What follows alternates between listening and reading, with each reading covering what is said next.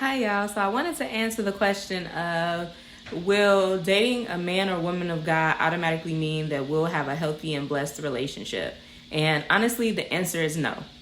I wanted to address this a little bit because I keep seeing it as an experience, particularly amongst women of color and queer women who are striving to heal from toxic religious experiences. But it's something that I've also noticed happens on the other side with male identifying persons as well.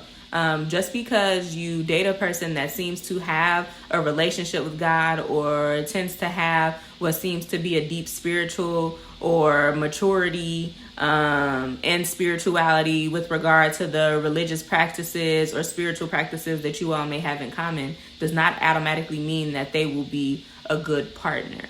There's a difference between spiritual knowledge and emotional maturity. And so I think that that's something that really needs to be discussed.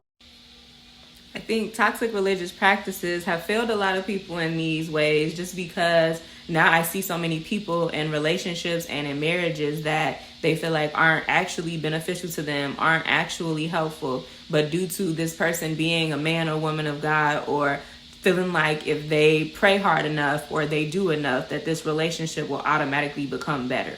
A person can quote scripture or theology or practice all the spiritual practices, yoga, tarot, whatever else it is that they practice, and still not be mature enough, emotionally, not be mentally and physically stable, nor have the capacity to actually love themselves and therefore love you. And so this idea that sometimes toxic religion perpetuates that you automatically get a man or woman of God and so therefore your relationship will be healthy is false. One of the things we'll be talking about in the group that I am hosting next month, it is the group coaching program called From Drain to Gain, Leaving Toxic Religion and Finding Spiritual Grounding, is ways that we can identify toxic religious thought patterns and practices, whether it be some things that we've internalized or some practices of an organization, and some ways to actively heal from those things, because they can honestly stop us from being holistically healthy and living a fulfilling life. If you want healthy romantic relationships as well as healthy familial and platonic relationships, you can have those.